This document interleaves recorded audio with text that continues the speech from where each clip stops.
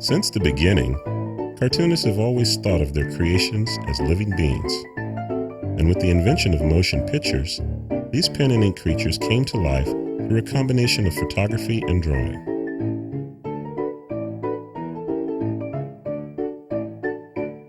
One of the first to do this was Winsor McCay. In fact, McCay is considered to be the father of American animation because he created an awareness of the commercial value of this novelty called animated cartoons. Newspaper magnate William Randolph Hearst had the most popular comic strips of the day. He saw animation as a means of promoting his newspapers.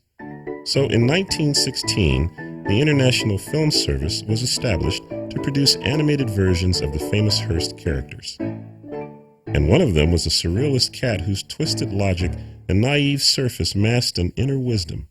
This was the legendary Krazy Kat. The original Krazy Kat comic strip was a model for cartooning style and intellectual humor. Although it was appreciated by the likes of Pablo Picasso, Charles Chaplin, Gertrude Stein, and F. Scott Fitzgerald, it was never a commercial success. It continued simply because Hearst was willing to ignore the bottom line for the sake of art. Krazy Kat is one of the most important comic strips in history. It was also one of the first comic strips to be adapted for animation. But most of all, Krazy Kat is important to our culture because its creator was a pioneer in a profession considered inaccessible for others of his kind. Because Krazy Kat's creator, George Herriman, was quite possibly the first Black American cartoonist.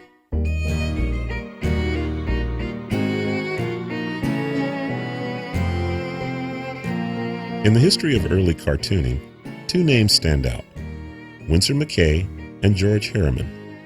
McCay was famous for his comic strips portraying the dreams of the rarebit fiend and Little Nemo in Slumberland. He became an international celebrity known as the inventor of animated cartoons in 1911. George Herriman was less public and was rarely photographed in his typical self-effacing manner. He would say, "A squint at me may give you a laugh. I'm a funny-looking monkey."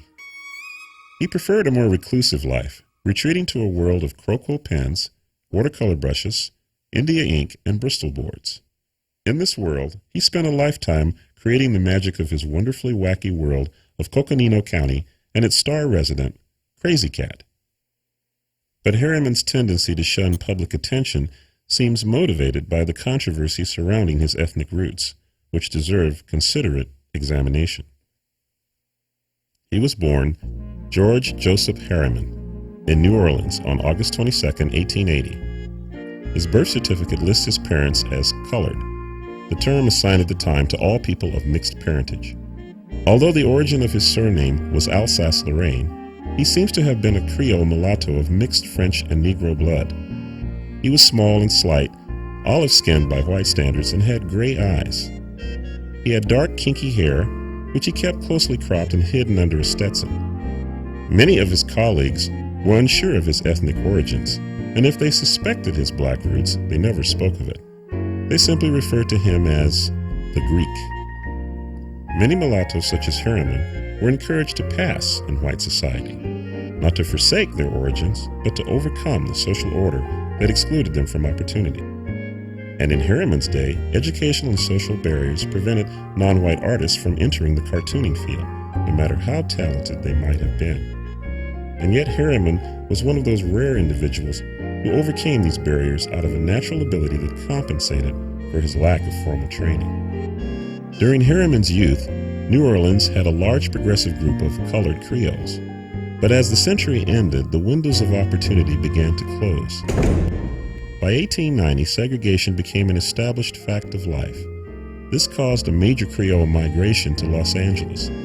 And it was there, in these pre-Hollywood days, that George Herriman spent his adolescence, never forgetting the effects of segregation and racism of his early childhood.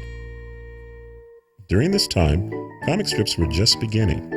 In this early Edison film, we see Richard F. Outcault sketching his famous character, Buster Brown.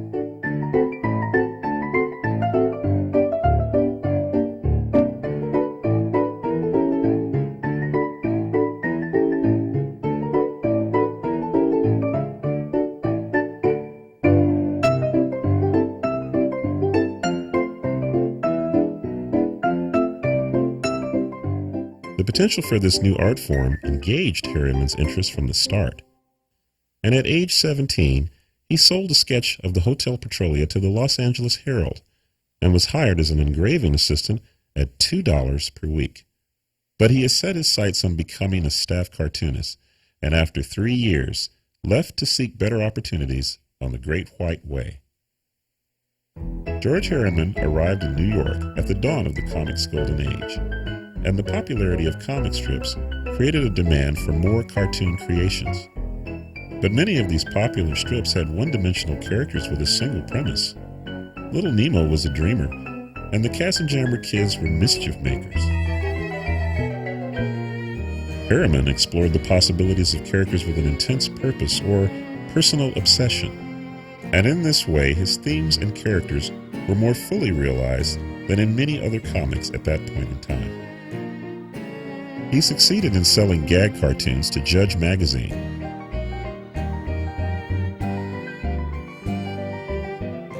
and his newfound success enabled him to marry his childhood sweetheart, Mabel Lillian Bridge, in 1902. He became a staff cartoonist for the New York World, and it was there that he began his first series of comic strips. Musical Moe's was about the misadventures of a poor, eccentric black musician who tried in vain to appeal to white ethnic groups. This strip reflected the racial sentiments of the time and was an early attempt by Herriman to make a subtle editorial comment from the black point of view about the difficulties of assimilation.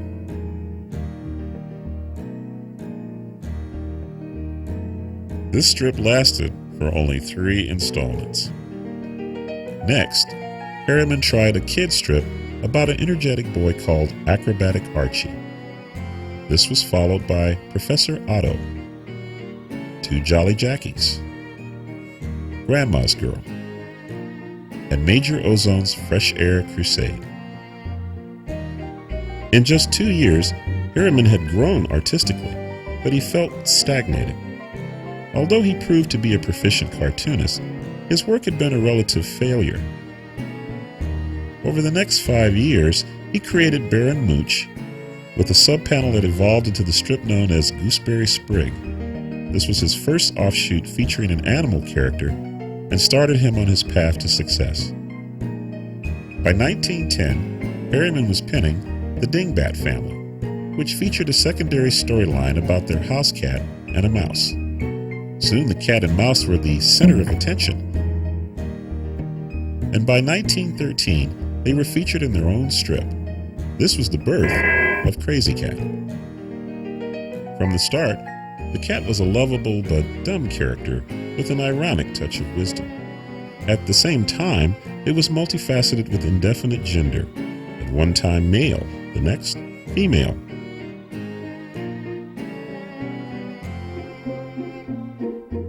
And many times both in the same strip. Herriman's view was that Krazy was something like a sprite, or elf. And since sprites are asexual beings, the cat can't be a he or a she. So Krazy is a spirit, a pixie, free to encounter anything.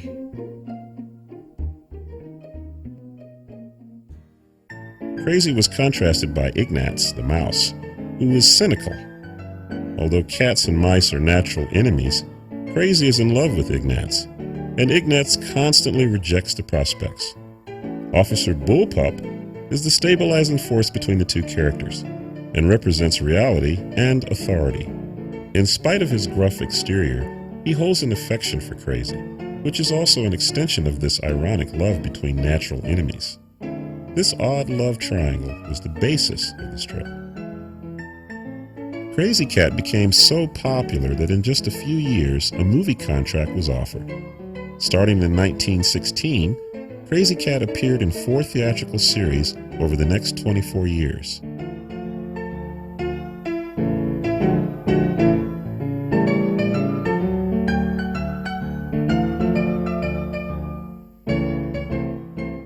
The first series of 28 Krazy Kat cartoons was produced by the Hearst International Film Service between 1916 and 1917. Although Herriman's name appeared in the titles, his participation was in name only.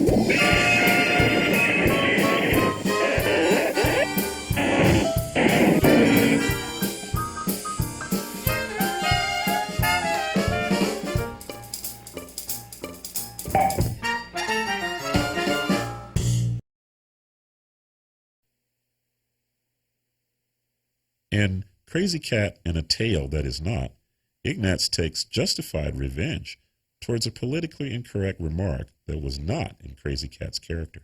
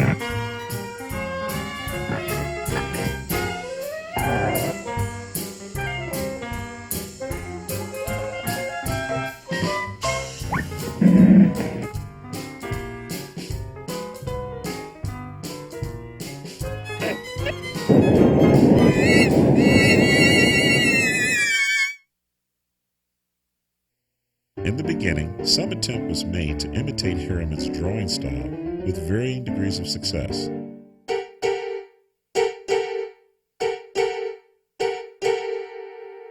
In 1920, Krazy Kat was revised for the Bray Goldwyn pictograph, beginning with The Great Cheese Robbery.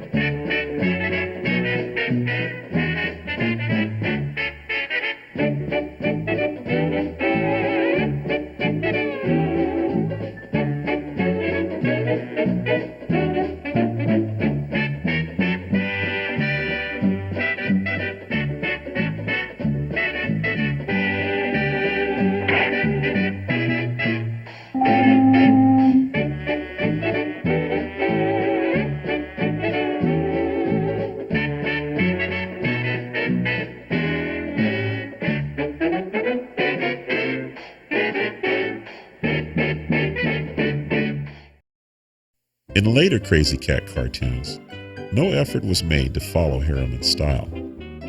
Film distributors were confident that the appearance of Krazy Kat in the main title was enough to please the audience. One of these distributors was Margaret J. Winkler, who was the first female film distributor and cartoon producer.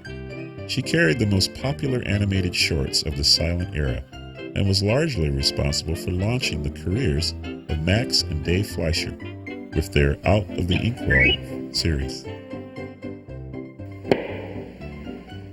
Otto Mesmer and Pat Sullivan with their Felix the Cat cartoons, and most of all, Walt Disney and his Alice comedies. With this stable of popular cartoon shorts, Krazy Kat seemed to be in the best of company. Charles Mentz was a top film salesman and eventually married Margaret Winkler. He acquired the rights to Herriman's character, and in 1925, Krazy Kat began its association with Mentz, which continued into the 1930s.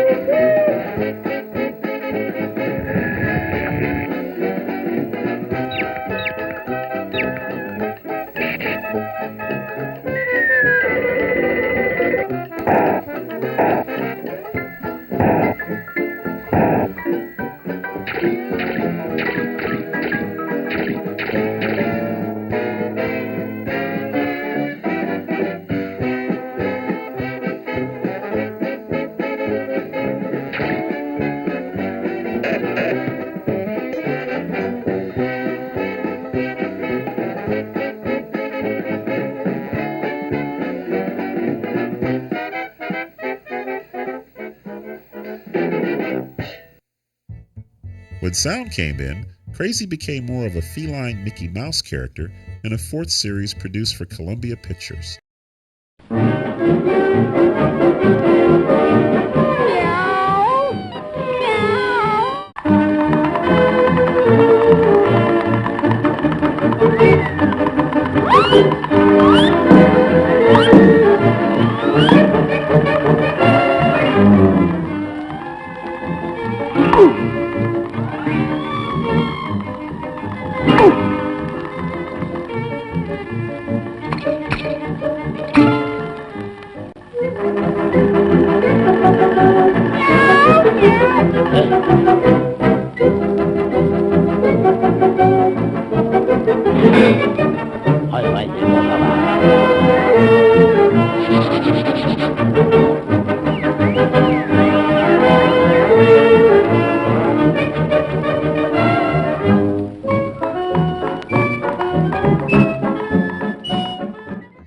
This was the longest-running Krazy Kat series, lasting from 1929 to 1940. Little Angel was the exception to the series, and was the only animated version that came closest to Herriman's comic strip style.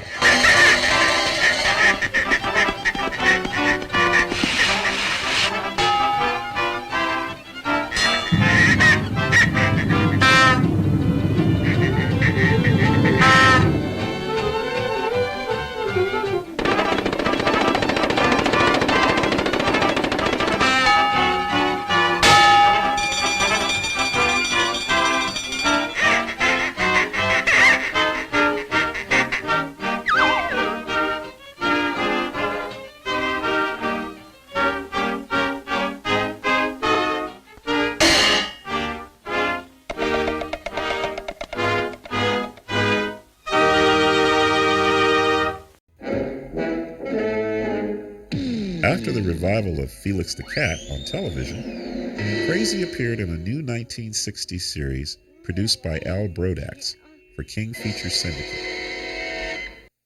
Although the Herriman drawing style was attempted, these cartoons also failed to reflect the imagination and intellect of the originals. I did my best to visually bring it as close as we possibly could under our technical possibilities and money possibilities, and to be able to convince Brodax that we should go back as close as possible to the Herriman style. The town meeting of civic affairs and stuff is now in session. First, a financial report from our dear treasurer, Krazy Kat. Fellow citizens, darlings, we is broke. Hear ye, hear ye! Let's sell! Sell? Sell what, Pip Squeaky? Simple! We sell ourselves for a television cartoon series. Ho, ho, ho, ho.